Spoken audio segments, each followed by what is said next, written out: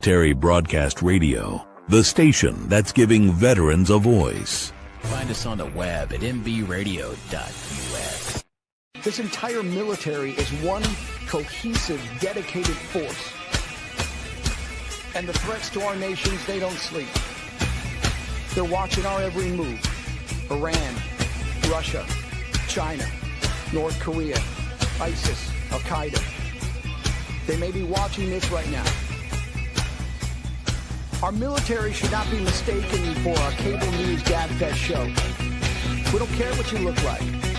We don't care who you voted for, who you worship, what you worship, who you love. It doesn't matter if your dad left you millions when he died or if you knew who your father was. We have been honed into a machine of lethal moving parts that you would be wise to avoid if you know what's good for you. We will not be intimidated. We will not back down. We've seen war. We don't want war. But if you want war with the United States of America, there's one thing I can promise you, so help me God. Someone else will raise your sons and daughters.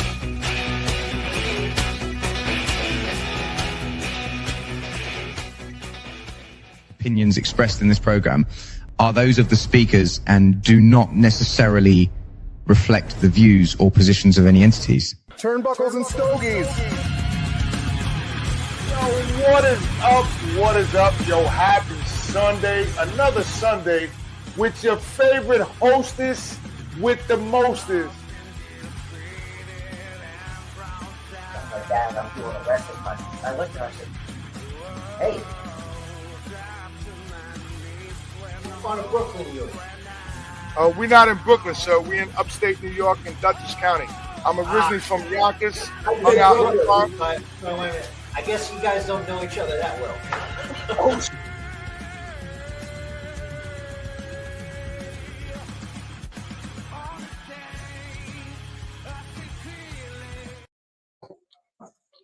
What is up? What is up? What is up? Yo, it's your host with the most. It is the big dog, the Vanilla Gorilla, and we are Turnbuckles and Stogies Pod.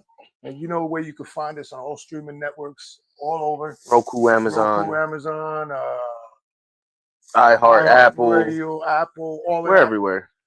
So check us out and enjoy the show. I hope y'all enjoyed last week's, but you're going to enjoy the one we're doing this week.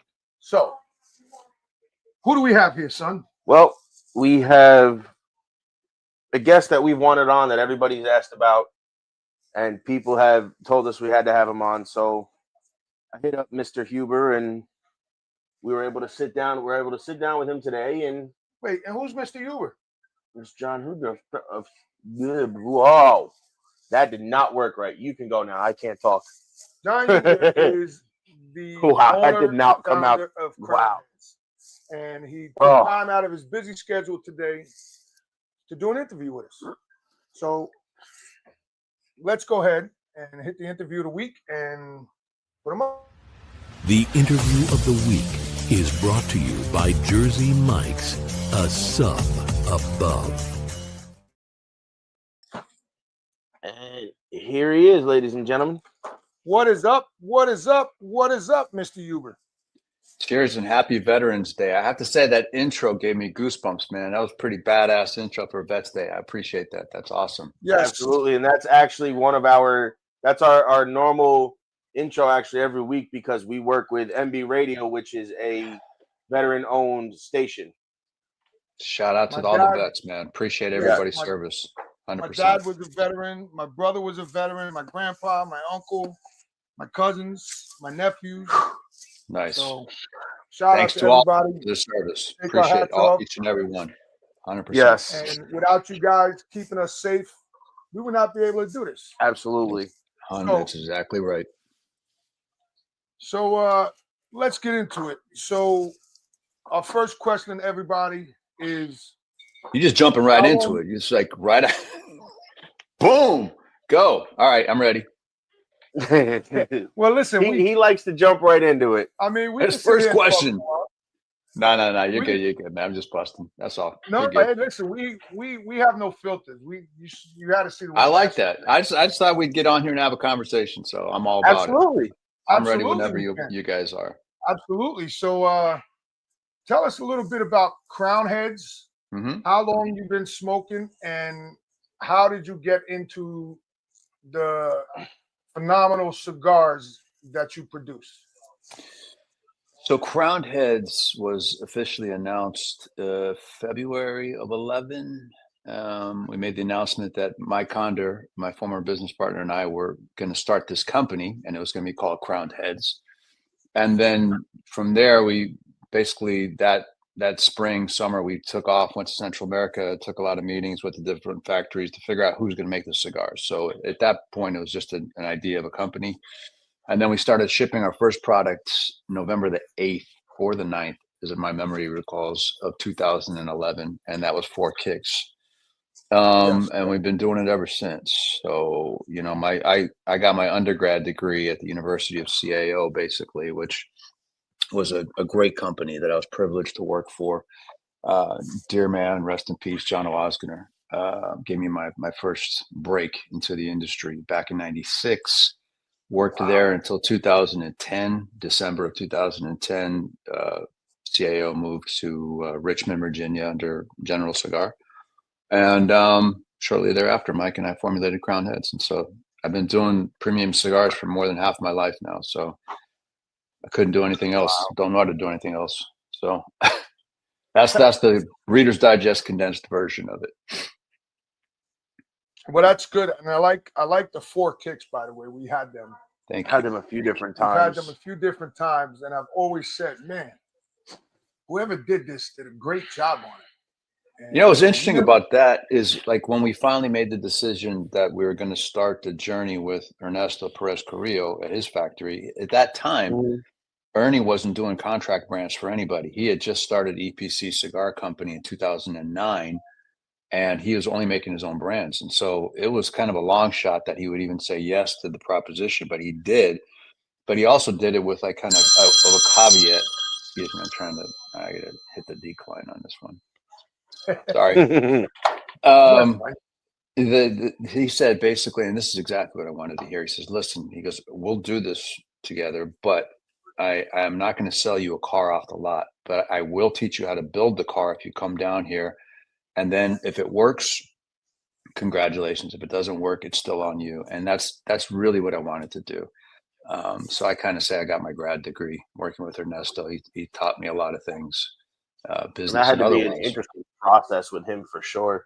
Oh man, yeah. You know, I mean, it really was. I mean, it was like, I kind of compare it to that. What's that movie with the Karate Kid, where, like, wax on, wax off kind of thing? It was like, it was kind of like, yeah, Mr. Minagi or whatever. Mr. Miyagi. Yeah. Miyagi. Yes. I'm getting Paulie Malignaggi and Mr. Miyagi crossed over. So, at any rate, yeah, it was a lot of that. Like, he would, like, put out different. He would say, like, okay, here's 2 hands of a Ligero, both from Esteli. This one's from this farm, and this one's from this farm. They're 10 miles away. Smoke it, validate it, tell me the difference. That kind of a thing. Right. So yeah, we built it from the ground up, especially 4 Kicks. And then once we got through that process, and, you know, you get to the point where you're familiar enough with the different tobaccos and the different regions and primings and what have you, you kind of know your way around the kitchen a little bit. So yeah. But that was an experience. I really, really, to this day, I still remember it clearly, like, just going down there and working with him on the most minute details. Like, he taught me how to validate strength of a certain tobacco, not by taste, but by smell. I was like, you know, he'd light like a hand of tobacco and he'd do this. And he's like, take a hit. I'm like, what are you talking about? He goes, like, breathe it in. And my eyes start to tear up. And he's like, that's how you know the strength of the tobaccos. So little things like that along the way. Yeah. Yeah. Everybody has their little ins and outs. Yeah, that's pretty awesome, because, you know, a lot of people, when they go to a factory and they start blending their blends, they're smoking anywhere from 5 to 10 cigars a day. Like, definitely, at least. I mean, when we got down to it, you know, we would have, like, maybe I'd have 4 different cigars with a Sharpie, like A, B, C, D, and we'd be going back and forth, smoke, put it down, smoke, put it down. And it was 5 to 10 is an understatement. On a daily basis, just here in the office, I'm probably smoking anywhere between 3 and 5, depending upon the size of the cigar. So, Right. yeah. That's interesting. That's a very interesting story. I like that. That's a lot of different brand owners have different stories of. I think that's the first time I've heard of somebody lighting the handfuls of tobacco and just having you kind of breathe it in to validate the strength of it. I've never heard that one before. Never heard it.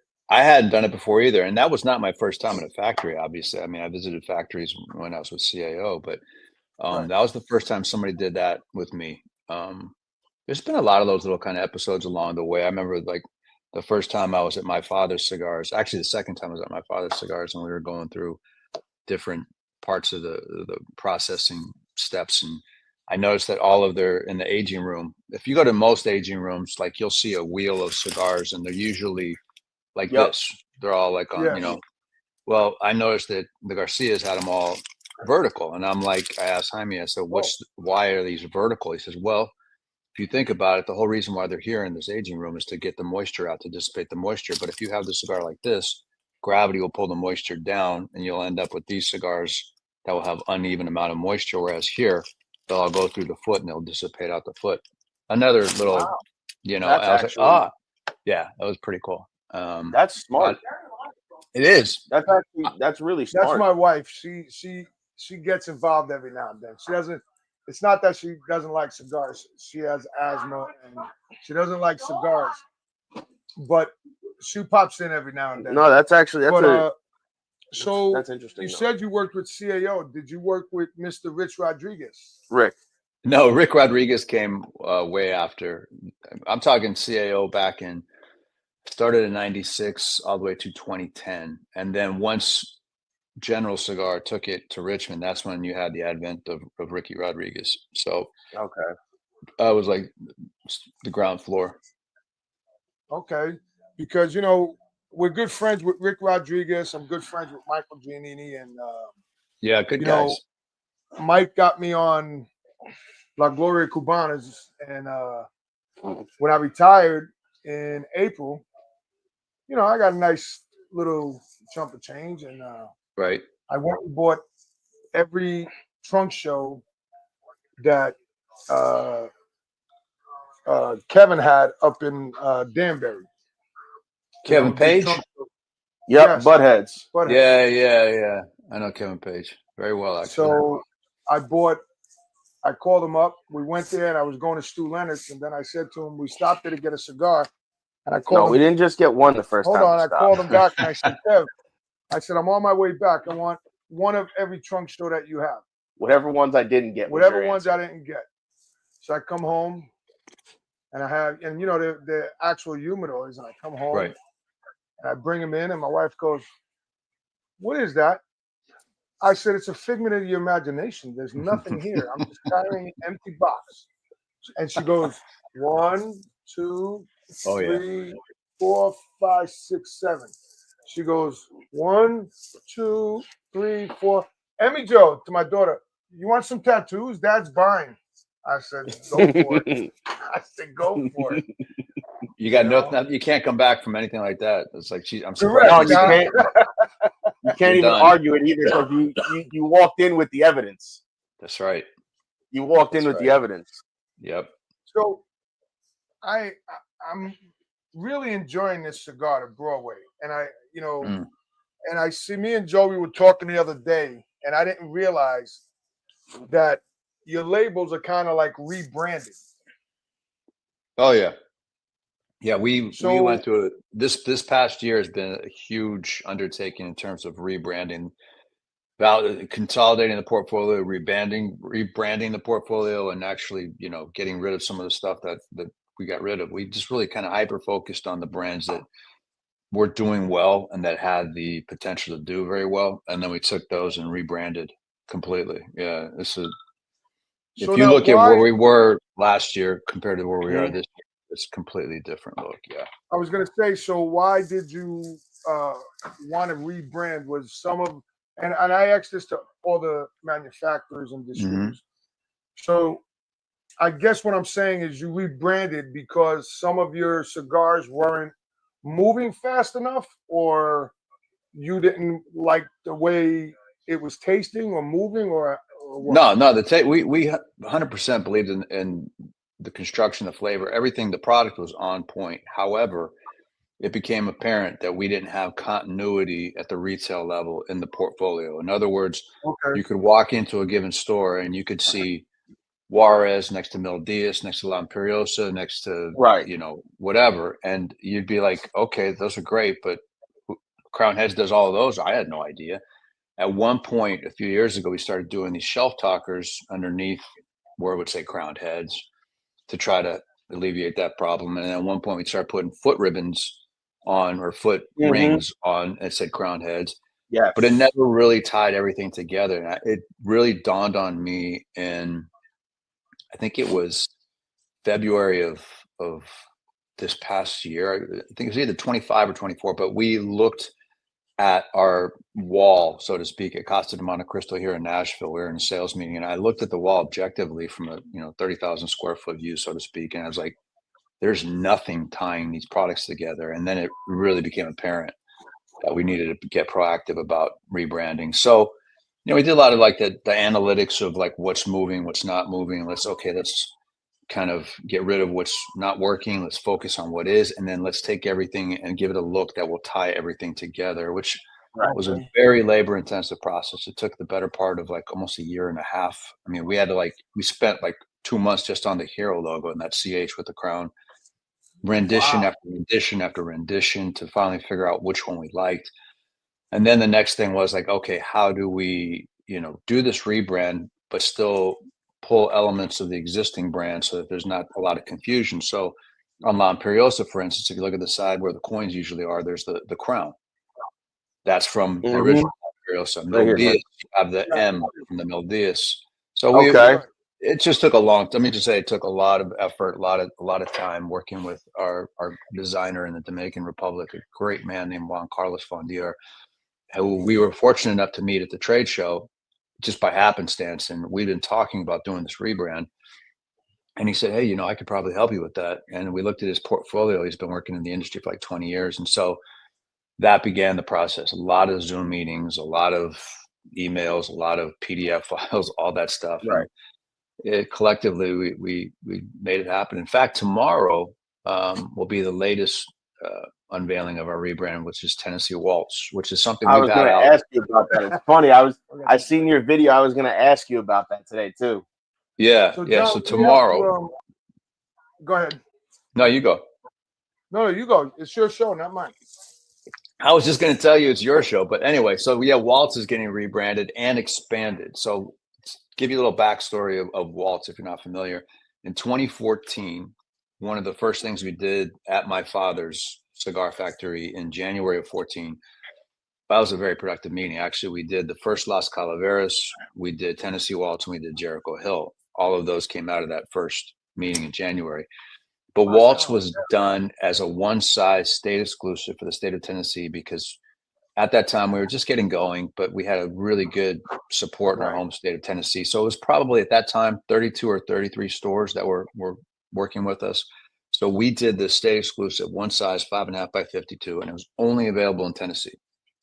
Well, they did very well with it, and it became very much in demand. And, we never even had a primary ring on the thing that identified it as Tennessee Waltz. So it was just a 5.5, 52 little Robusto extra with an orange foot ribbon on the bottom. I was just going to say the orange foot ribbon is what always identified it when I was able it. to find it online. That was it. And every time we would look at the analytics and reports, like Waltz was one of the best selling things we've been doing. And I'm like, well, it makes sense to can we expand this into an actual brand, open it up to everybody, not just Tennessee, and rebrand it. And that's what you're going to see tomorrow, basically. That's the unveiling. Cool. So, and we'll start shipping that next week. It's on its way from Nicaragua right now. So I'm excited for that. Cool. So on that note, Mr. John, we have to take a break to pay our bills, and we'll be right back. Click that one. Yeah.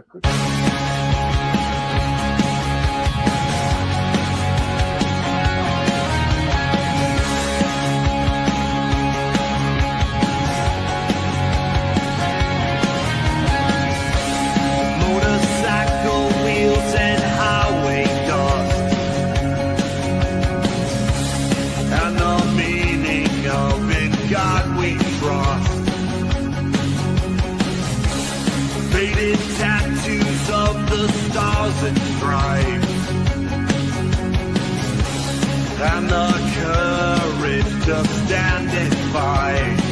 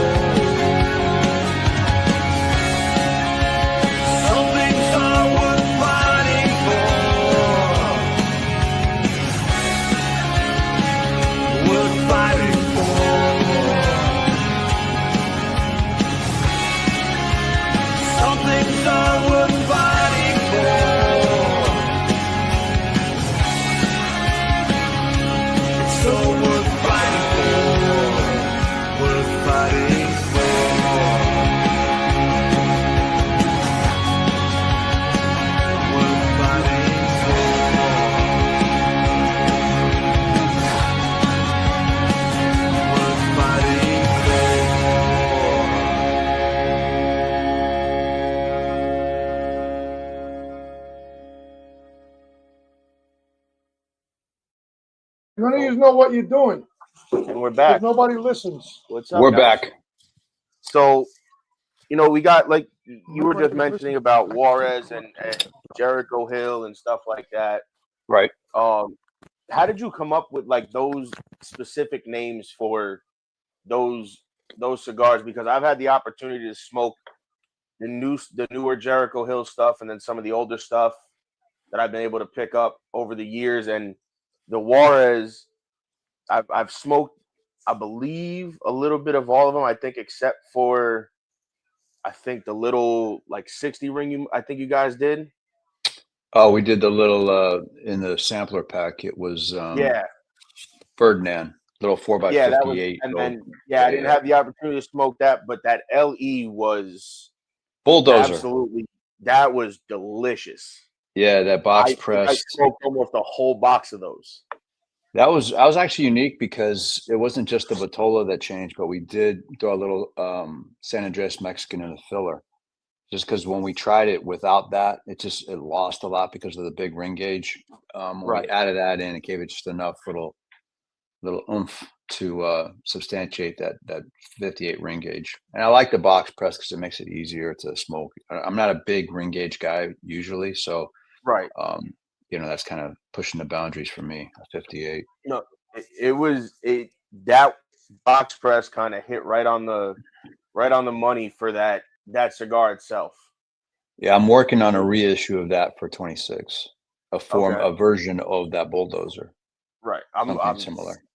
I'm looking forward to that because that was fantastic. Thank you. Told everybody, I'm like, I enjoyed that. I'm like, I love the Juarez because, for the price point too, you're getting a phenomenal cigar. It is. It punches well above its weight in terms of price. Oh, Even the absolutely. bulldozer was sub $10 at SRP, Yeah. that's like unheard of for a limited edition. Mm-hmm. So that was always kind of like the value prop in our portfolio, and we try to keep it that way. But I think that thing could box with a cigar that's like 10 to 14 easily. Oh, absolutely. And I said that to everybody. I'm like, how much did you pay? I'm like, I think they're like $8 or $9 depending on where you go. I'm like, that cigar, I said I could unband that cigar and hand it to somebody. I was like, and that's probably one of those 9 times out of 10, they're going to pick that over the expensive cigar. 100%. Sorry about that, John. We're in the process of moving. I have a dryer that's very sensitive. So I'm the only one that knows how to fix it. So I had to go fix that. But now that was fast work. I have a question for you. Yeah.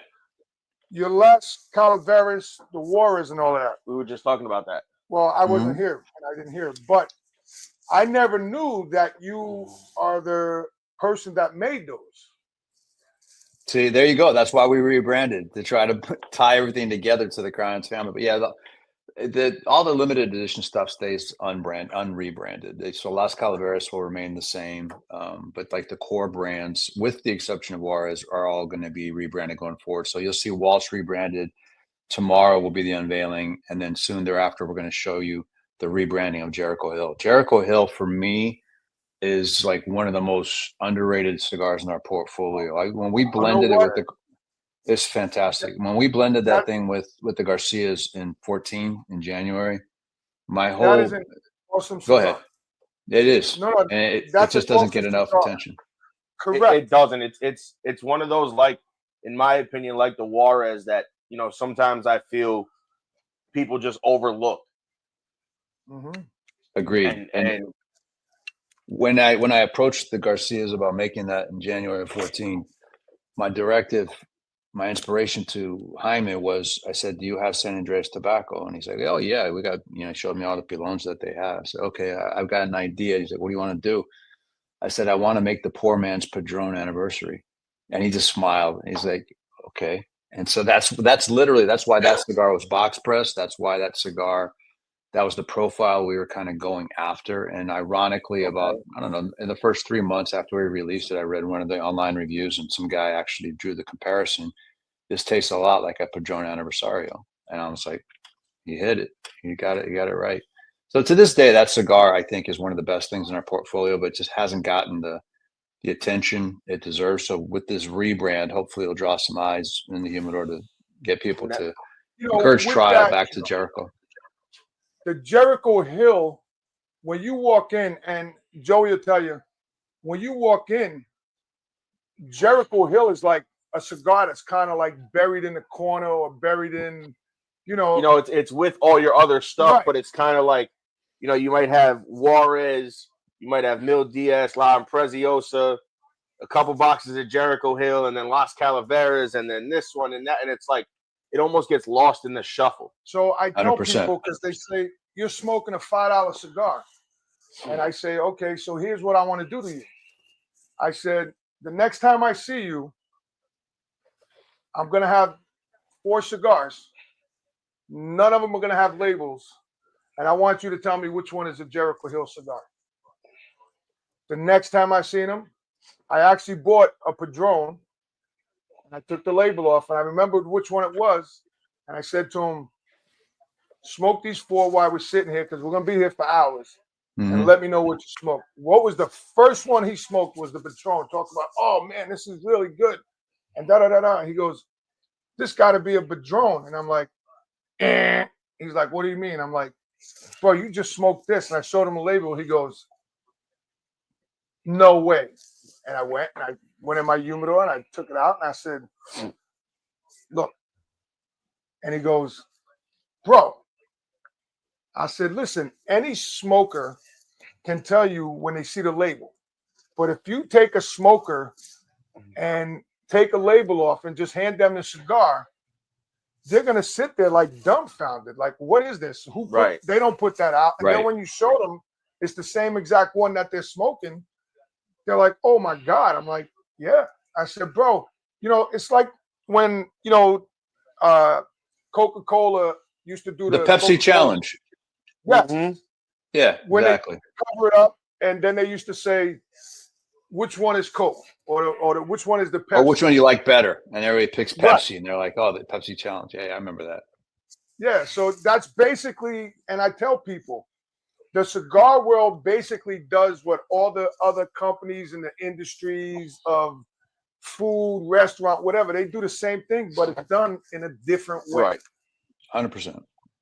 I agree. A lot of it is presentation, and that's another part of the big part of the rebrand. But yeah, a lot of it's presentation. Because I mean, using the restaurant experience as an example, if you get a plate that just has throw a steak on there, and it's the same steak, but you put it on a plate that has nice little the presentation is better. There's like a little side of this, a little splash of that, whatever. Somehow subliminally you're going to like that other one better just because the presentation is better. Right. I think cigars are very much like that, because if you think about it, if you took all the cigars out of boxes and took all the bands off and put them on the humidor wall in a retail space, what would differentiate the cigar from the next cigar? Because we're all pulling from the same tobaccos, we're all using the same farms. Right. I mean, it's not like this huge, there's only a finite amount of different variations on the theme you can create. But I think what separates certain brands is the presentation ultimately. Right. You got to have a good product, but the presentation has to be on point as well, I think. So now tell me, because I told you I'm smoking at Broadway and I'm really enjoying this. Yeah. So how did you come up with the name the Broadway, and why did you make it in Robusto? Well, the Robusto is easy to answer because it's one of the most popular sizes, but we made it Broadway for a couple of reasons. When we were, again, going back to all these analytics, we took all of our SKUs and saw what we basically put every cigar in a system that by the length, the ring, and the wrapper varietal. And then we ran this algorithm thing, whatever. And basically what kicked out was like the most popular size that we do is a 654. And the most popular wrapper is either broadleaf or San Andreas. It's got to be dark. So it was a no-brainer to start working with something with broadleaf. And then I started thinking like broadleaf way, like, oh, this is the broadleaf way. Well, Broadway, because Broadway district in Nashville is very iconic now. So it was just a play on words. Broadway, it's like the broadleaf way, and then Broadway, it has the double entendre of being here in Nashville, Lower Broadway, and all that. So that's how it got its name. But the blend actually was derived from another cigar that we were doing called the Patissier. Also, same factory as Nicaraguan American Cigars SA, which is Naxa. So we released Patissier a few years ago, and it was interesting. It was like kind of like, you take the band off and give it to somebody, and they'd be like, "Oh my God, the cigar is amazing!" But we couldn't get any turns with the distribution for whatever reason. So I'm like, okay, is the name too esoteric? Is the story too weird? Is the font too small? Whatever it is, we just got to start from scratch. So I took a blend that I knew was really good, and I tweaked it and modified it, and then we landed on Broadway, and I just kind of like made everything easy to pronounce, made it very iconic looking, and now that brand is one of our top performers. It's doing really, really well. It's literally the same blend, same components as Patissier, except I took one of the Visos that's in the filler from Patissier, and I swapped that out for a Ligero to give it a little bit more strength. And with that one change, that became Broadway. Because this is a really good cigar. I'm really enjoying this. I smoked it like I said, me and Joey, what we do, and people will say, why do you do that? I'd like to, like, you know, we only ask for 2 cigars and whatever anybody sends. So like when you did that, he smoked one and I smoked the other. Honestly, I smoked the Broadway first because I've been wanting to try that for so long. Then I smoked the Imperiosa. other one. Yeah. Right. So, you know, and people say why, and I say because we like to taste it before they come on, so that we have some kind of, you know, sense of what it is. Like, you know, we had Las Galos on the other day. Okay. And, you know, and I was messing with him because we were in a private lounge in New Windsor, New York. And it has the head of the Eagles because it's called the Brothers of the Leaf Members Only Private Cigar Lounge. So then he goes, "Oh man, that looks like my logo." And I looked. I said, "How does it look like your logo? That's an eagle and that's a cop." But we didn't know what his logo looked like because we forgot to look at the box when he sat down with us. Right. So you know, and he's a young kid, and John, we had such a blast. I have a blast with everybody, and I tell them, "This is your show. I just, you know, we make it fun. We're not your average podcast. I'm not going to sit here with a piece of paper and go, 'Oh, Joe, we got to ask him that. Joe, we got to ask him that. Joe.'" You know, like him and I go back and forth sometimes. And people say, "Man, how do you guys do this?" I said, "This is my son. I was in the wrestling business for 30 years. Now I'm in." I said, "So that's the turnbuckles part of the title." Yes, sir. Yes, sir. Oh man, when I was a kid, I grew up way back, but I was really not the WWE stuff, but like I'm talking like Pat Patterson, Ray Stevens, Great Mephisto, Haystack Calhoun, that era. That was all of them. Yeah, that was my with Jerry Lawler and everybody else. Yeah. So those are the people. When I started my wrestling career in Dallas, I was with Jeff Jarrett, the Von Erichs, Matt Bourne, Bill Dundee, Magnum TA, Dusty Rhodes. So Jeff Jarrett lives out here in Hendersonville. That's right. In fact, I saw him on Halloween. This is a really small story kind of thing, but good friends of my in-laws, their son-in-law is Jeff Jarrett. And so we went over there, took my daughter trick-or-treating in that neighborhood and opened the door, and Jeff was on the couch and we're like, "Hey, how's it going?" Yeah, he lives in Hendersonville. That's right. That's awesome. You know, that's awesome. And, you know, people don't realize, and John, I always say this, the cigar world is very big, but very small. Oh, yeah. You know, I've always said, I learned that. I've been smoking almost 10 years. He started when he was 18. I'm going to be 28. So actually, I'll be next year. It'll be 10 years I've been smoking. I gave him for his very first cigar because he asked me to go with me to the lounge. And I learned very quickly. I said to him, "You got to talk to your mother because I'm not getting in trouble." So he went to it and she goes, "1 cigar." Yeah. Okay. 1 cigar. Ask him what the cigar I gave him was. One cigar. What I was going to say, what was the first cigar? Acid Blondie. Oh man, that's not a cigar. Which again, it wasn't bad to start out with. It kind of gave me a little introduction. Right. Yeah. I started smoking it. I got a little of the way through it, and then it went up my nose, and it didn't sit right with me. Mm-hmm. So I put it down because I was like, I can't, because it didn't sit right on my palate. Now that I know what that actually is. When you hear what his second cigar was, and then I think I don't remember. No, that wasn't the second one. I think that was the third one. No, that was the second one. No, the Blondie was first. Blondie was first. What was second? It was either I believe it was an Asylum 770 Triple Maduro was second, or the Rocky Patel Super Ligero. All in one day, John. I think that's quite a christening right there. Holy crap. The Asylum was I'm going to tell you right now, the Asylum was the third one because I came home and got sick. Again, I made him pick me up. I made him pick me up from the cigar shop because I couldn't walk across the street because I didn't feel good. Yeah. I made him pick me up. My mom picked me up. I came home. I walked in the door. I put my shit down. I went right in the bathroom, and that's where I remained for about 25 minutes. And guess what? I was home, and I still got in trouble for it. Of course, that's the way it works. You know that. He turned him on to it. I said, I wasn't with him. I was with you. The answer was you left me there. Yeah. It's always You your left him fault. there. Trust me, it's 18 always the years man's old. fault. I get He's a it. grown I man. get it. But you know, John, it's funny because Joey remembers. Well, I can't say all his cigars, but Joey will remember some things. And we went to a lounge, and these guys were talking about this cigar. I forget what it was.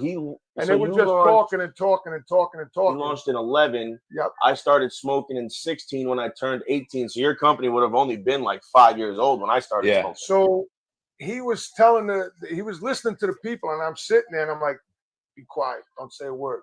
And they just kept going on about this one cigar. And Joey turned around and goes, no, this is what it's blended with. This is what it was made with. This is who makes it. And it was only because I didn't know anything. And, you know, at the time, there wasn't a lot of younger cigar smokers like me. Right. So, you know, I had to sit around the older crowd of cigar smokers. So I had to kind of learn and read up on what I was smoking to be able to, you know, participate in these conversations. So I knew what it was. I read and I went and I'm like, they're like, it's not that. I'm like, yes, it is. I promise you. I said, I what was looked this? at What it, was the cigar? researched it. Was it? I forget Wasn't what it it was. Asylum? It might have been because that's when I think that's when they all just started smoking them, because when they got them down the hill. I think I was the first one. You and me were the first ones. I was at work. You bought one and smoked it, and you brought me one home. Yes. And they were arguing with him. And when I went to the lounge the next day, they're like, oh, your son thinks he's Mr. Know-It-All. It's only been, I said, bro. But all he did was tell you that was the wrong stuff you were saying. Because I Googled it. I've been smoking 35 years, and I've never been wrong on a cigar. And I said, you're full of shit. I said, because I've been smoking 30 years, and sometimes he'll tell you, I'm wrong on a cigar sometimes. Like, I'm wrong too. Wasn't that, I said, I'm wrong wasn't that too. cigar, the one we smoked the other day, wasn't that made by this guy and made with this blend? He goes, no, Dad, that was the other one. I said, oh, okay. And I leave it. You know, but it's just funny how, like, you know, like people don't realize, like we've been trying to get you on for a while. So Danny, well, you've been requested for a while from a lot of people. They've always asked us to interview you, and I'm like, I'm gonna get there. I promise. I'm like, so Danny Nippert, you know, I want to get you up. I wanted to get enough people under my belt so that I had not a track record, more of like a track record for myself. Before, Yeah. You know, I went to to Drew Estate, to this one, because I wanted there to be a, you know, essentially like your cigars, a portfolio of work that we've done. Right. Of course. You know, that if somebody wanted to go look and see who we've had, they'll see we've had, you know, Lampert, we've had we've had this one, we've had that one. So that way they can say, hey, listen, you know what? I see what you guys are doing. I see who you have on. I would love to come on, love to be a part of it. You know, you're building a resume. And basically. Exactly. And that's what I told people. I'm like, you know, I want to do it. And then we met up with a friend of ours, Rob, Sticks at the Shore, on Instagram. Rob Connolly. He told me to actually. Good dude. He was like, yeah, he goes, you can get John. He goes, just message him. Send him a message. Yeah. He goes, I promise you. He's like, he'll answer you. I'm like, okay. And then, you know, I was like, somebody else asked me, I'm like, you know what, let me just hit him up, see what we can get. You know, see if we can get him on, see what we can do, you know, see what dates we can work out. Because I'm like, you know what, what's the worst they could say? Hey, not right now. I mean, we've had that happen with some other distributors and stuff, and cigar makers. Like, there was one person, I don't want to say the name, but there was one person, I sent her a date. Yeah. Oh, I'm having knee surgery. Okay. Send me another date in a couple of months. It was like, date. I gave up after a while. I'm going out to the factory. Okay. Then she hit me up and said, send me a date. I gave her a date. She goes, okay. And then emails me and goes, oh, yeah, I'm kind of backed up right now, so it won't be for a while. I said, okay, thank you anyway. Have a good day. You know, John, I'm not out of here. We've been doing this 2.5 years. Like, I'll send you dates, and you tell me what works. You know, if we have to record, if I have to record we like don't we're mind doing recording. now, it's fine. I'm retired. So, you know, I'm looking to do some cigar stuff, like repping for New York, New Jersey, Pennsylvania, Connecticut, because I'm available. Right. You know, and people say, why don't you do that? I said, you know how hard it is to It's become a rep? It's not easy. I worked in the Because industry for 6 people months. already have their reps. I think I worked in the industry as a rep, or my title was sales director for a smaller company. Mm-hmm. And Well, you could tell them for 10 pounds. Don't get me wrong, I loved it, but I didn't realize, and you know, you can attest this, I didn't realize all the back end stuff that goes into trying to get cigars in these lounges, these shops. I didn't know all of that until I had the opportunity for somebody to give me a shot to do it.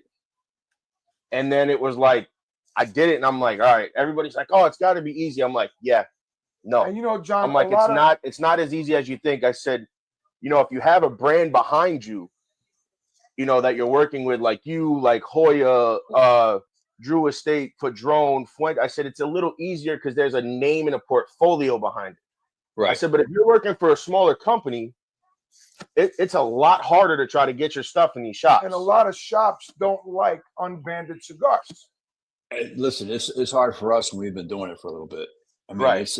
it's a very competitive playing field. There's no question about it. And even for guys like us, like our sales guys, they got to work their tails off just to get in the door or whatever. I mean, knock on wood, we're in a good spot now, but I mean, you know, comparatively speaking, we got a long way to go still, but it's still difficult. I mean, you know, and it's tough because even when you guys do events and Drew does events, because we know Zach and Pedro and all of them, listen, you know, you got the buy 3, get 1, buy 6, get 2. Whatever the case is, you know, especially in New York where it's 75% sales tax. It makes it even harder. Yeah, it's brutal.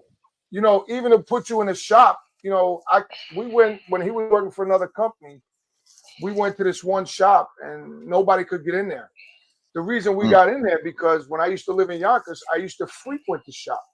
Mm-hmm. So he said, "Let me try it." He goes to Joey, "You got one a little stronger." Joey goes, "Yeah." We had at the time, I don't know if it's still a thing, we had an all ligero cigar, wrapper binder filler. Like, you know, you can wake up in the morning, smoke that, and it'll put some hair on your chest and get your day started.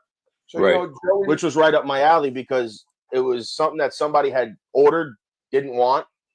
And then he was like, "Oh, I'm never going to smoke them." I'm like, "Well, how many bundles do you have?" I'm like, "Just send them to me. I'll store them here and smoke them. And if I can sell them, I'll sell them for you." And, you know, so when we went to the shop and we gave it to him, he called Joey up. He goes, when can I get my order? Joey goes, "Right now you can order and I can probably have them to you tomorrow." Right. He goes, "I have them sitting in my house." He goes, "Is that how you always work?" And Joey goes, "No." He goes, "It was just a frequent thing that, you know, it was sent to me by the owner." But, you know, John, I appreciate you coming on, bro. This is like, absolutely, you know, really big for us because, you know, this is I enjoy doing these things, to be honest with you. I like just having a conversation with people and just bullshitting about cigars, whatever. I mean, I'm grateful to you guys for making the time during the day because that's usually my biggest stumbling block is like I get pretty frequently asked to do, you know, interviews, podcasts, what have you, and so on and so forth. But I'm like, I'm more than willing to do it as long as it's on a weekday and it's from 9 Central to 4 Central PM. I said after that, like I'm husband and dad, and then I'm like I clock out, right? So a lot of the times, like Dojo, I'll give you to throw a name out there, like, you know, it's the only time you can do their interviews, like on a Friday night at 9 o'clock, and they're all boozy and I don't drink, and I'm like, I'm not going to I'd rather spend my Friday night watching a Disney movie with my daughter and my wife and having a pizza than to sit there and bullshit with these guys at 9 o'clock. And if you want to do it, let's do it during the day, during business hours, and I'm more than happy to do it. So this is a pleasure for me. When we first started with MB Radio, our time was 7 a.m. in the morning. 7 in the morning on I think it was a Sunday or a Saturday we started. And it was tough to get guests, and that was one of the trials we had to go through. And then we hooked up with a sports station that isn't around anymore. The owner passed away. The owner passed away, and they couldn't make it happen to keep the network, and we were able to get it to be 11 o'clock. And then once it became an 11 to 12:30 time slot, then, you know, we were able to start getting the guests on because it was later in the morning. People were already up. They were already working. You know, they were already smoking their cigar, whatever. So They it go, worked you know, out they for went to us. church, whatever.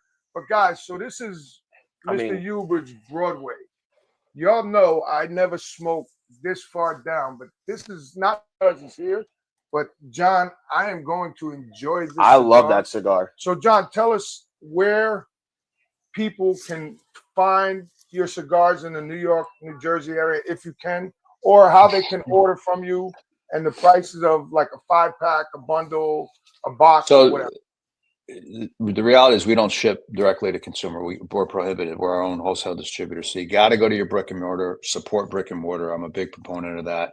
Yes. The best way to find out a Yes. store near you is go to our website, crownedheads.com. There's a little retail locator button. You click on that, put your zip code, and you can search 10 miles, 20 miles, 50 miles, whatever. And if you're like out in the middle of nowhere and there's nobody around you, you can always go online with the usual suspects, Cigars International, JR I Cigar, was just gonna Atlantic say Cigar. JR, yeah, all that stuff. All those guys are big supporters of what we do. So, I mean, it's easy to get our product. So, what's the average price of your cigars? I would say, I mean, you start with Juarez, that's probably in the 7 to 9 per stick suggested retail. Now, I'm not talking about OTP tax or state tax Right. I mean, you go to Washington State and it's 126% on top of that, whatever. So we start 7 to 9 SRP Juarez, and then it goes up. I think our highest priced cigar probably would be somewhere between 12 and 14. We try to keep it under 13, actually. That's A couple of the actually LEs dip a little higher than that. Like we had a Las Calaveras 10th anniversary called Decimo Aniversario last year. That was $18.95 per cigar, but that was a special. I would have bought that. It was that was a great cigar. Great. And then cigar. I know you guys did the blood medicine cigars as well. Yep. Those were, so I had the opportunity to smoke one of them. I don't remember which one it was that somebody had sent me in a Secret Santa. Okay. What'd you think? Oh, so good. Was it the light color band or the red band? No, so I haven't had the red band yet. So it was the light color. It's the lighter. It was the lighter colored one. So that was the original blood medicine, and then we did this. This was the blood medicine B positive. Yeah. So I didn't get that one yet. This, to me, this cigar, if you like heavier cigars, it blows the other one out of the water. This is a Corojo wrapper, and it's phenomenal. We killed it this year with the B positive riff on it. It's the original blend, binder filler components, but the wrapper, we swapped out the Habano for a Corojo, and it just exploded. It was fantastic. And it's funny you say that because we had somebody else on not long ago, and they were using wrappers like the Corojo, the Criollo, stuff that nobody really uses anymore. And I'm a big that's what I'm smoking right now. This is a Corojo wrapper right here, and phenomenal. I was always have been a big Habano guy, Habano Ecuador, just because it's a pretty easy wrapper to blend with.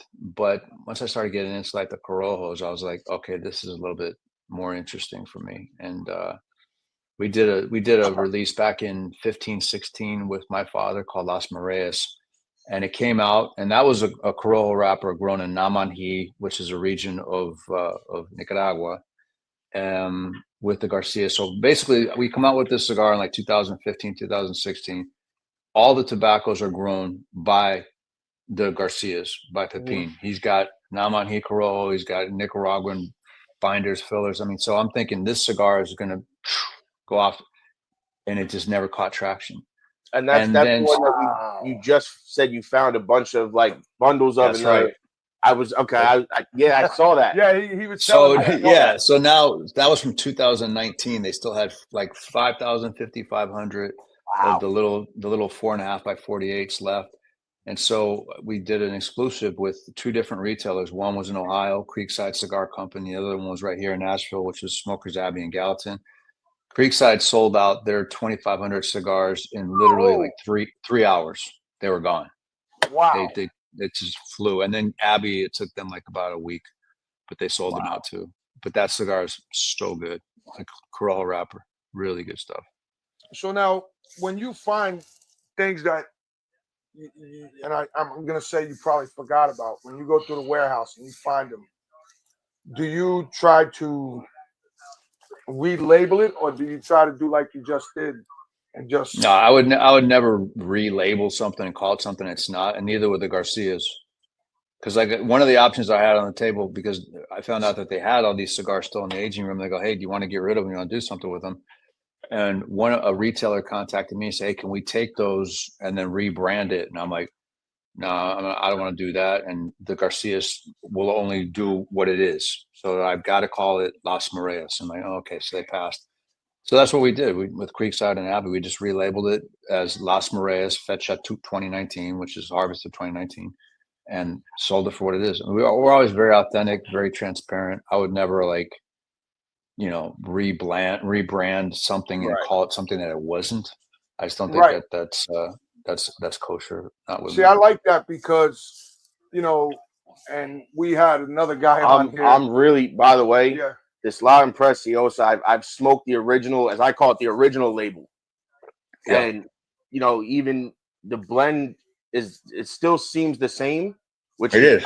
I love I love that you rebranded this stuff, but you kept the consistency of it throughout over the years and kept it, because you get companies that the quality goes down, I've said to everybody, I'm like, a brand that I've never had an issue with, never worried about if the cigar was going to be good, was you guys, because I was like, I know what I'm getting. I know what I'm looking for. And, if it's in a humidor and I know there's something specific I'm looking for, like the Blood Medicine or, the limited edition Ellie Juarez at the time, or this one or that one, I know a lot of places are going to have it anyway. Mm-hmm. And I tell you, you can't go wrong with a Crown Head cigar, honestly, because you're getting what you pay for. I appreciate you saying that, but all the credit goes to the factories that we work with. They make us look much better than what we really are, to be honest with you. I mean, I know I can always count on the Garcias. I know I can always count on Dorado Pichardo, Naxa, and Ernesto Perez Carrillo. I mean, we're fortunate to work with some of the best in the business. Well, that's what I was going to ask you. Do you own the factory, or you just go ahead and work with them? No, we're called a contract brand in this business. On this side of the fence, it's a contract brand. So I contract my father's cigars to make X product. We purchase said product, and then we resell it to the retailer. Retailer sells it to the consumer. Have you ever considered potentially opening your own Crown Heads factory, or is that just was never on the table? That's a lot of work. No, never on the table. In fact, when I referenced, going down in 2011 in the spring and summer, and we had an offer on the table in Nicaragua with a gentleman there to say, okay, look, why don't we just start our own thing? This guy will supervise it. We'll buy the tobacco, we'll make the investment. But neither Mike Condor or myself wanted to commit to living down there. And really, if you're going to do that the right way, you've got to live down there and you got to be there all the time to really have control. And so neither one of us were interested in doing that, and we just couldn't. So it was never really up for discussion. It was like, no, we can't do that. So how did you guys come up with the name Crown Heads? Because that's always intrigued me. That's a really simple story. So when we, first started the whole idea of the company, we spent like about 3 weeks on a philosophy statement, because we figured if we had like an ethos or a philosophy statement, everything we did had to line up with that. And if we did that, we would have a good chance at succeeding. And then we were like, okay, that's done.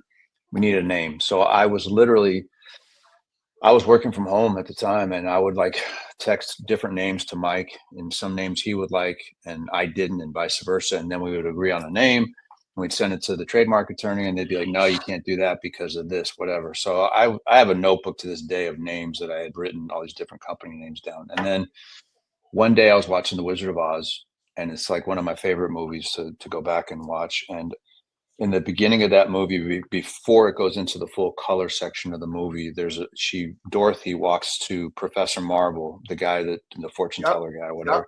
And on the side of his caravan that he had, it said, Crown Heads of Europe, past, present, future. And I looked at that and I said, Crown Heads. And I took a picture, I screenshotted it, texted it to Condor, and I said, what do you think of the name Crown Heads? And he's like, yeah, I kind of like that. I'm like, okay, let's send it to the attorney, because what I wanted to do was create something that was just kind of ubiquitous enough to make people ask the question, what is Crown Heads? it wasn't Condor Huber cigars. It wasn't CNH cigars. It was like, Right. I didn't want to get pigeonholed in that box of just cigars, because what if I wanted to expand into the spirits world or the coffee world or whatever? I just wanted to establish quality in crowned heads. And the idea was to create the umbrella being crowned heads. That's kind of like the group. And then the different albums that came on underneath it had their own personalities, which would be like Four Kicks, Hadley Grange, La Imperiosa, Mil Diaz, whatever. That was the concept. So that's how Crowned Heads was born, from the Wizard of Oz. So how did you come up with the name Four Kicks? Because that is, I love that. When I tried that cigar, I was like, man, this is. It was a good intro cigar for us. We wanted something that was easy enough and easily approachable to smoke for somebody just getting into cigars, but yet had enough nuance and complexity that somebody that's been smoking could still appreciate. So that's how we created the blend. But the name came from it was a lyrically inspired thing from Kings of Leon, which is a band that I was really into at the time. And there's a song called Four Kicks, and the whole thing is about getting into this fight with these people, and we'll take it to the yard like a cockfight. Four kicks who strut now. It's about beating the crap out of these other guys. So at that time, STG or General Cigar was literally taking CAO away from us. And it's like I was like saying goodbye to friends that I've had for like 12 years. And I mean, we were like family. It was more like a fraternity. And to see it get dismantled in that way, I was just very anti-corporate. I was very anti-establishment. I was just like, I wanted to put a big middle finger in the air to General Cigar and say, fuck you. And that was literally my message. And so on the box, like there's two cross flintlock pistols, and there's a compass, and it has a north, east, west, south, and the south is kind of big and has the pistols. And that was just a reference to the song where it says, we'll get our, we'll take to the yard like cockfight, four kicks, you strutting now. So it was just me kind of saying, go fuck yourself kind of. No, that's pretty kind of what I did. That's kind of what I did when I retired from the post office. I was there 28 years, and I was like, when I walked out the door, I'm sitting in my car, and the post office sign is there, and I took a selfie, and I was like this. Mm-hmm. I mean, that's pretty much. It paid for everything I got. Right. But when you retire, it's like a whole new world. Yeah. I mean, once I left that door, I was like, I shut it. I wanted to start a new chapter completely all over again. And that's one of the discussions I had with Mike Condor at the time. Was like, he's like, hey, do you want to do something? And I said, well, with a couple of caveats, I said, I do not want to create CAO 2.0. I want to do something completely different. So if you give me the creative latitude to do something different and try to build an aspirational brand, then we can do this. And he was like, okay. And that was kind of the goal. Was more than you're enjoying it. I'm glad. That's cool. How did you come up with La Imperiosa for this specific? What made you come up with this blend and then name it this cigar? Okay, so that's a good question. So what really kind of put us on the map in a big way was in 2014, we did a limited edition called Las Calaveras. And that cigar we did with the Garcias. It's the one with the sugar skull on it. And back then, like Half Wheel never gave out crazy ratings, but Charlie Minato rated that Las Calaveras a 94, which was unheard of at the time, still kind of is. Right. And he went on record as saying it's one of the best cigars I've ever smoked. And he's really hard to impress. Well, I don't know if it was attributed to that or whatever, but the cigar took off to the point where, like, the next year, people kept asking us, bring back Las Calaveras. And I'm like, no, it was a one and done. No, I'm not going to do that. And the demand was so much so that I'm like, all right, we're going to bring it back. Same blend as the 2014. And we're going to make it a regular production brand. And I was trying to think, what should we name it? Well, I was going through like these expired Cuban trademarks. And one of the expired trademarks that were up for registration was called La Imperiosa. And La Imperiosa translates to the imperative, that which is absolutely necessary. And I'm like, that's it. I mean, it's necessary that we bring this cigar back and make it available again. And we'll call it La Imperiosa. So we still have the original like lithograph from Cuba back in 1912 or 1920. Wow. The printmakers gifted us with that. Rydog in Holland, they gifted us with that particular vista.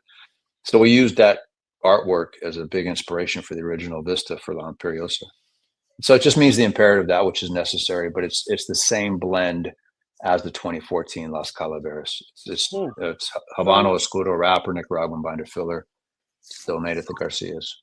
That's awesome. I have a question for you, and I've Mhm. asked all the people that have been on here. So, do you know Matty Rocks?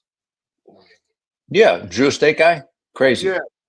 Yeah, not crazy, but I mean, he's just fun. He's a fun dude. He's Yeah, I like Oh Matty. no, he's our best friend. He actually just texted us because he was He's coming a back good from dude. Florida, and he goes, I'm actually drinking out of his cup right now. he goes, yeah. Out of his mug. He gave me one, and I'm like, yeah, that's my coffee cup now. He goes, just checking in on you and Joey, Pops. He goes, how's everything going? I said, right now on with Crown Heads and Jon Huber. He goes, all right. He goes, I got delayed 20, and I can't say the word. He goes, I got delayed 20 effing 6 hours. Where's he coming from? Florida, from barn smoking. 26-hour delay? Look, He's Probably flying because- domestic? Look. Yeah, probably because of all the snow and stuff that's been coming through the States. Oh my God, poor Yeah. dude. I am It so says sorry. 26 hours delayed. That's crazy. Well, it's either that or because of the shutdown, like a lot of Yeah, the air they- traffic controllers are not Depending on what working. you apply, they're He getting gotta- rid of. He got to fly into Newark. So now the FAA. Oh, the snow. No, the FFA. The FAA, yeah. They Certain airlines were canceling like 541 flights because of the air traffic domestically and all kinds of stuff. So they God bless. they lowered the rate from Kennedy. They lowered the thing from JFK. I'm just from, glad. I'm just glad I'm not LaGuardia. flying anywhere They right now. lowered it from No doubt. Newark. So I said he can't. I said the only other thing he could do is fly into Stewart Airport, and I'll drive him home because it's only 45 minutes. The only time I'm glad I'm flying is next year at some point. Yeah, Hopefully right. next No year we're gonna kidding. make it I'm to, actually hopefully next year we're gonna make it to PCA. PCA. If not, at some point, my friends are actually planning a trip, and we're actually going to Tennessee. Oh, you got to come down, man. Smoke a cigar here at the office. Absolutely. For sure. Once we lock it in and the date's locked in, I'll let you know. This way we can Please do. set it up, and I'll come see you, see the whole operation there. And There ain't a lot to see, but this is your house. So anytime you're in town, I- honestly, like we get the whole thing. I used to get this email all the time, like from info at like we're going to be in Nashville. We want to take a tour of the facility. I'm like, so one day on my Instagram, I rode a skateboard from one side to the other, and I held the phone like this. I'm like, well, I there's your think I've tour. seen that. You know, I think I saw that. and it's Like funny, there's nothing to see. It's like an office and a bunch of warehouse. So By the way, I nobody. do Yeah, love there you the go. lighter you sent. There you go. I love You know, it. I was like, that's what I wanted. this to is ask pretty cool. I said because it's different. Nobody does the soft flames. That's what I wanted to ask you. Okay, so I'll tell you why soft flame, because when I first started going to the factories in the 90s, I saw these guys that I'd read about in magazines, like like Nestor Plasencia, all these like cigar makers and Ernesto Perez Carrillo, and they all used Bics. And I'm like thinking, why do I need like the bing and the all that crap? So I've always used Bics or the Jeep lighters are also soft flame, and just Yeah, those are my because of mother-in-law's greatest. because that's what all my heroes were using it. But then I found out from another friend of mine in Florida, Alex Berezowski, he totally broke it down for me. He's like, look, there's a reason why those guys do that instead of the torch. And he broke it down to like the temperature of the torch versus the temperature of the soft flame, how the torch can char the tobacco and affect the first. It can affect your taste, yes. Yeah, it made perfect sense. So I've always I've been using Bics. Well, it's And funny now we started when you sent them to us. I lit up the Danny Nippers was like, yo, the Broadway is freaking great, bro. He's like, yo, smoke that. So I was like, I've been wanting to smoke it anyway. Yeah. So it wasn't a hard twist for me to try to smoke it. It's like And smoking then- a roach right now. And then I lit it There you with go. this, and I was just like, you know what? I said, I can see why, you do the soft flame because it's nice. It gives it can give you a nice even burn. Sometimes you got to touch it up with a torch or, touch it up with the soft flame, but it's a completely different taste from when you light it with a soft flame versus the torch, like you said, because of that aspect. And I learned that probably within the last, I would say 4 or 5 years when I've really started kind of getting and sitting down with people and having conversations that, like you said, a lot of the top guys use the Bics in the factories, or they use the Bics at events because it's different. So now let me ask you this, John. And here, but I'll finish that up. The other reason is I'm too lazy to have to refill things all the time with that. I mean, I can understand that whole that. thing, bleeding the lighter. I'm like, forget it, man. I use this, and then I it's go to this. It's annoying. It's annoying. When my lighter runs out of fluid, I said, Joey, this lighter's out of fluid. I'll go into the drawer and grab another one. But my thing is this to you. So, you know, sometimes you see, and I've done it, and it tastes a little different.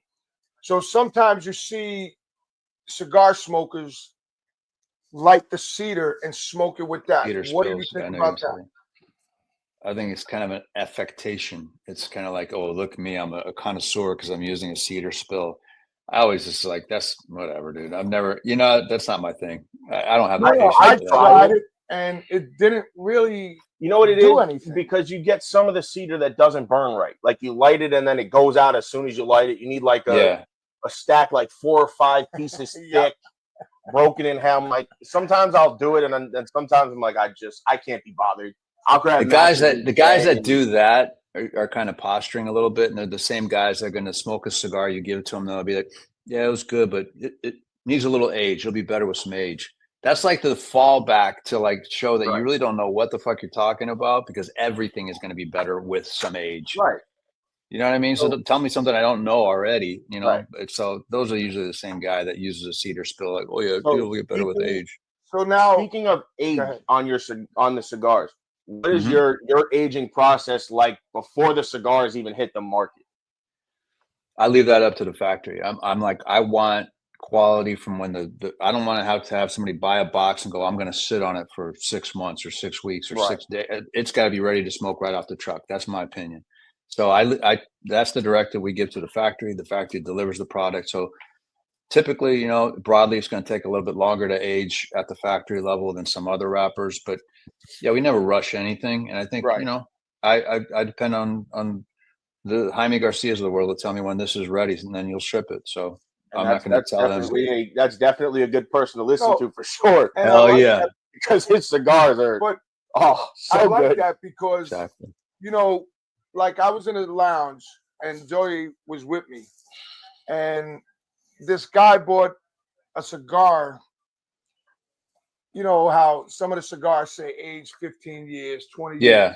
Yeah. And he goes, oh my God. He goes, this cigar is so good. It was aged 20 years. I'm like, dude, it's the same cigar I'm smoking right now that was aged 6 months, 2 days. No, you can't smoke them right off the boat. I said, bro, absolutely you can. And you know who told us that? Ish. Ish said, when I wrote, when he did it, he was our first. And even all the other makers we've said have said the same thing. He was our very first cigar maker on a podcast, January 7th. And he rolled us a cigar, and I said, oh, I'm going to let this sit. And, you know, he goes, why? I said, you know, I was told you got to let it sit 30 days. He goes, just smoke it, bitch. And I said, oh. I personally like when you're at events or, you know, you go somewhere and they're fresh rolling in front of you. Yeah. Because I love the smoke. They're like, oh, everybody's like, yeah. I said, you can let them wait. I said, but if they're doing it right there, I said, that means they can be smoked right then and there. And it's like Pedro. That's right. When we were going to, when we did Barn Smoker, they had a station where no, it wasn't the A. It was you rolled your own undercrown, the Maduro, the regular one. Right. They did all the binder and filler. They had them in the molds, and all you did was put the wrapper on it. Right. That's when they said to let it sit for a month because the wrapper was still like really wet from trying to, you know, wet it and everybody rolling it. He said that you're supposed to let sit. Yeah. But if you're in the factory and you do that, you can smoke it right away. But if the filler and binder tobaccos have been aged long enough, they're ready to go. Yeah, honestly, you know what I mean? So we went to Barn Smoker, and that's when they were giving out the A. I'm going to have to smoke this. So that was, we went to Connecticut Barn and Smoker Pennsylvania first. Okay. And then we were heading to Pennsylvania Barn Smoker. So we had the A. And we were saving them. I was saving them. So Pedro hits him up. He goes, no, he didn't hit me up. had put out a thing about cigars, and you know, like let's just say like the limited editions, whatever, like the age you can only get certain places. You know, he was saying, you know, if you're gonna save that for a special occasion, what if that occasion never comes? Why not smoke it today and make today a special occasion? And I like the said way that to man him, thinks. I was like, you know, when we had him on the show, I said, you know, Pedro, I said, I got to tell you, I said, when you put this out, and I said exactly what he said, what I just told you, and he was like, I said, you know, I kind of live by that now. You know, when I get something nice, and I want to save it, I'm like, you know, I said, Pedro would say, my man, just smoke it now, make today a special occasion, and 100%. you Yes, know, Pedro, I agree. And I was Absolutely. like, it blew my mind, and I'm like, you know what though, he's not wrong. No, he's And, absolutely right. I agree with that. Like, I don't sit on cigars and save cigars, and I used like if to, somebody not so sends much me anymore. somebody just sent me a nice assortment of cigars, very generous gentleman, and then two of them in there were like some like 10-year-old Opus X. Now I could have gone, I'm going to like save this for whatever. I'm like, fuck, no way, boom. He's like, I'm gonna like that right now. What do you mean? Damn right. I'm like, I'm not gonna wait. Why am I gonna wait? It's already aged 10 years by the time you got it. It's like when I exactly. It's like when I retired. Somebody sent me cigars, and you know when they come, I open them up, I smell them, I light them, and somebody said, "Bro, why would you do that? It's been in a box for 3 days." And I said, "Yeah, it's got a Bovita pack in this," and I said, "And it's my retirement, you know, my retirement package that they sent me." He goes, "Yeah, but you should hold on to that because, you know, you're not gonna." And I said, "Bro, why am I gonna hold on to a cigar?" 100%. Right, just like I was gonna hold on to this one for another day, but I'm gonna light it now. That's the beautiful thing about cigars. They burn, and then you need more, so we make more. Listen, and you know what? And this one right here has even though I've only smoked one of them already. That's the Broadway. That's the Broadway. It has probably become one of my favorites that I've had the opportunity to smoke. I burnt my finger like 4 times already. Because it's so it's different. It's so good. It's got everything you can look for, and especially in this size, it like you said, it's perfect. We only did it in 3 sizes too. I mean, we launched it in that Robusto Extra, which I sent you guys, and then we also do a Toro, which is 654, which is continually sold out. We can never keep that one in stock. And then we do an Epicure, which is like 556, I believe, for the bigger engaged John, guys. let me ask you: do you make any Churchill cigars or things like that? The only Churchill, true Churchill, when I say Churchill, it's like either 748 or 749. That's a Churchill. Right. The only Churchill I've ever done was JR Cigar contacted me a couple of years ago to do a special cigar for their 50th anniversary. And I'm like, hell yeah, I'll do something for your 50th anniversary. That's quite an honor. I mean, when I was, when I didn't have any money, I used to buy cigars off of JR Cigar and used to read Lou Rothman's comments. I was like, now I get to do a cigar for you guys. Hell yeah. Anyway, it was called Mother Church because Mother Church is the name of the, right? It was the nickname of the Ryman Auditorium. Last time we were just there, I seen it. It's in that orange and peach orange and yellow box or white box.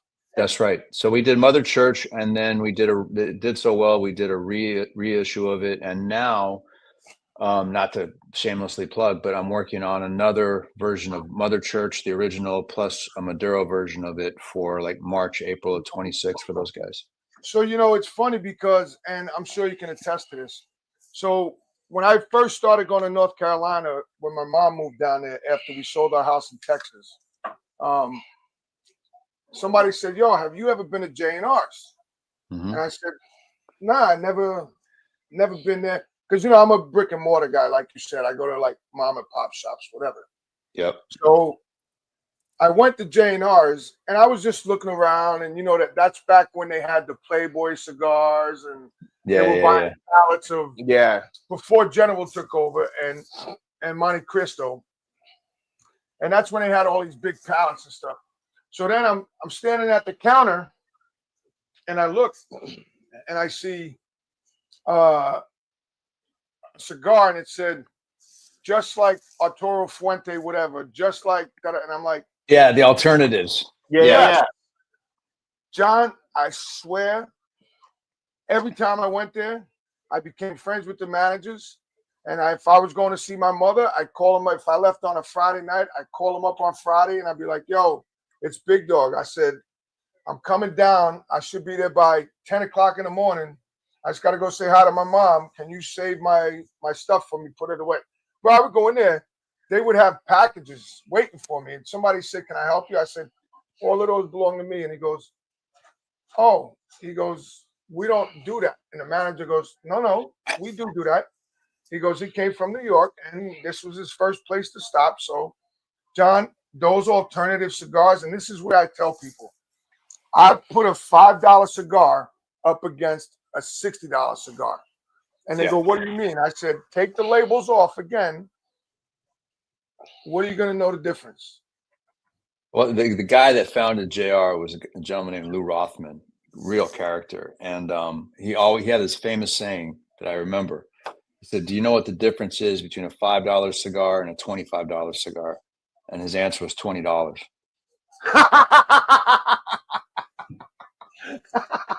Do you know? I mean, to an extent, you know what I mean? Yeah. I mean, right. I would agree with that to a degree. There are, there are some different costs in tobaccos and procuring tobacco and storing tobacco and aging tobacco, all that stuff. So there is, not every cigar is going to cost the same. And but yeah, for the most part, like, I don't understand, like, some of these guys charging $100 for a cigar. I think it's purely marketing. I don't think I've ever smoked it. A perfect example, about a month, maybe 2 months ago, Adam in our office gifted me a cigar that was gifted to him. He said, buddy of mine gave me 2 of these. I want to give you one. I said, okay. It was a Cohiba from Cuba, a Cohiba, like 55th anniversary, something that had the hologram. It had all this gorgeous looking cigar. And I'm like, I looked it up online, and the SRP was $456 for one cigar. What? Yeah. True. Hand to God. Holy moly. So I was just like, well, I'm going to have some fun with this. So I went on my Instagram and I said, I'm going to, this is a very special cigar. It's legit. It is what it is. It's not a counterfeit. I'm going to smoke this cigar and review it here on Instagram. So behind the scenes, what I was doing was I was Googling flavor descriptors for breakfast cereals. So I looked at Cocoa Puffs, Cinnamon Toast Crunch, and like honey grams or something. Honey Nut Cheerios? No, Honey Grams, it was like, right? Oh, and I took the flavor descriptors from that, and that's how I wrote my review, and everybody was like, oh my God, that was so. And then I pulled the curtain back and said, well, basically I just wrote a review of breakfast cereal. So there you have it. That's all marketing. It's bullshit. You know what I mean? And the cigar was okay, but it was not $456. I mean, I'm not going to miss a car payment to buy that cigar. There's no way. So now, here's another question being, so now, how is this affecting you with these new tariffs, if they are? Oh, of course they are. Absolutely. Especially the one that's looming, which is apparently at the end of November. It may go into effect. We don't know, but could be 100% tariff on Nicaragua. Yeah. And if that's the case, that is brutal, a devastation. So what we've done, instead of taking price increases, we just kind of like amortized everything out. And then we're just putting at the end of an invoice, we're just doing a 6% surcharge for tariffs. It covers part of the cost that we're incurring, but not all of it. So we're still taking a bit of a hit, but not passing all of it on to the end consumer. So right now, I think it's at 18 or 19% from NICA, 10% out of the Dominican, and I think 18% out of Honduras or something. Wow. But at the end of November, when the commenting period expires, the Trump administration is contemplating 100% tariff on Nicaragua, which would be, I don't even know what, I was going to say, obviously, that's going to hit hard because a lot of companies are made out of Nicaragua. Oh, yeah. And it's just, and it's bad because not only does it hurt you guys, it hurts people like us that, are 75% sales tax, like Washington State, 126% sales tax. Now Which I didn't know that. Now that cigar that I used to buy for $13 is now costing me 25, 30, 40, 50 bucks. Yeah. And I'm not spending bucks on a cigar. I'm hoping that there's an exemption for premiums. There's some talk behind the scenes of it, maybe, potentially, possibly, or I've heard maybe that. It just doesn't. Yeah, or maybe it just doesn't happen at all. I don't know. The other thing is that some Some factories are saying, okay, well, this is true. You could bunch the cigars in Nica, and then you can take them across the border to Honduras, apply the wrapper, finish the product in Honduras, and ship them from Honduras, and you would escape the 100% tariff if need be. So, You know what? like the Garcias have a factory in Honduras as well as Nicaragua. So potentially, if this did go through, what we could do is just everything that's made there, we would just ship out of Honduras. So You know what, it wouldn't John? be. That's Somebody not bad. That's actually a smart I idea. forget who it was, but somebody else told us that too. The same thing that you can go over to Honduras. That's what a few different people have said, I believe. From there. I think it was Ish. When Might we have been were on one of talking to Ish on a private call. Maybe that, or maybe it might have been one of the Or meetings either we were the on. TPA meeting. Yeah, somebody had mentioned that. So now let me ask you this. You know Ish Oliver on BAMF, correct? No, I don't actually. Oh, you don't? Okay, I'm surprised. Ish knows the whole world. Well, he has a thing called it's TPA. It's It started when they were in Vegas. The PCA went to New Orleans. Oh, New Orleans, that's right. And there was you couldn't go inside and smoke. So what he did is he formed essentially like a group of people, all different brands, different, walks of life, whether it's retailer, consumer. Because remember, media. they said that you couldn't smoke. And what they basically did is they were going to rent a building for only the TPA members to go into and smoke after you go to the PCA. If you get cigars from all these different people for media purposes, you can go in there and you can go smoke there and smoke the cigar and kind of do your posting and stuff like that. That was before they were able and allowed them to smoke inside. That was kind of how that started. And then he's kind of, he has grown so much. And, we became members because this is one of my good friends. And it's pretty interesting because we've had people reach out to us from the group. Like we had Hayes Gray on, we had other people on from the group. And I think it's just pretty cool because, Ish goes on and he picks certain things. And they talk about, like the other day, they were talking about the certification of master blending for the the Tobacco University and stuff like that they were doing. It's an interesting. That's something I've always looked into. Because I said it's something that if we do down the line eventually want to revisit making our own cigars, which we had started and then stopped. We started it and then we stopped because my wife got sick for 4 years. And then now with the podcast, everybody has asked us, are you guys going to do your own cigars? Are you guys going to do something? Because I think it'd be good. And I'm like, but they don't realize, John, in New York, to try to get a wholesaler retail distribution license is expensive. Sure. And it takes a while. I know a guy, he was trying to open a lounge and it took him almost 9 to 10 months just for them to look at his application. Yeah, I believe it. You got to do the background that you're not a felon, that you've never been arrested. Somebody just hit the lights on you guys. Yeah. Yeah, this is why we're moving. When this happened last night too, we were all sitting here and the lights went. John, I gotta jump off and go see if the switch popped. I'll go down. Yeah, no, you good. I got to get going pretty soon too. I gotta be wheels up in about 15. We just want to thank you for coming let's on. wind down, guys. We appreciate it. We would absolutely love to have you on again for sure. Absolutely. At your convenience. Let me know. I'd love it. It's been a pleasure to chat. Turnbuckles and Stogies with Jon Huber of Crown Heads, the CEO and founders. And if you know where to get his cigars, make sure you go get them because I'm gonna tell you right now. I've said it from the beginning. I burnt my finger 4 times on this. I've said it from day one of smoking Crown Heads. I've never been disappointed. I've never been disappointed. Thank you, guys. That's very kind. I appreciate that. And enjoy your Thanksgiving. Yeah, sure. And thank you for taking time out of your busy schedule, out of your big warehouse.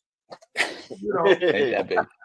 And if appreciate you guys. Make it down there next year, I will for sure make sure to make a stop and come see you and have a cigar for sure.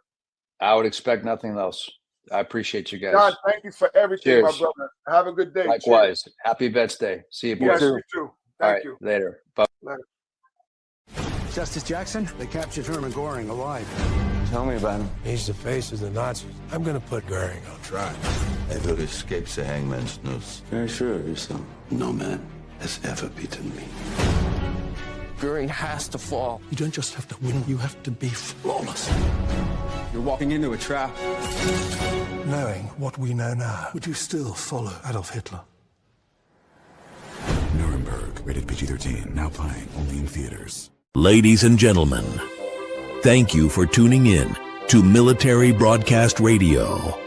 As we wrap up today's show, we want to remind you that the podcast of today's episode will be available right after we go off the air.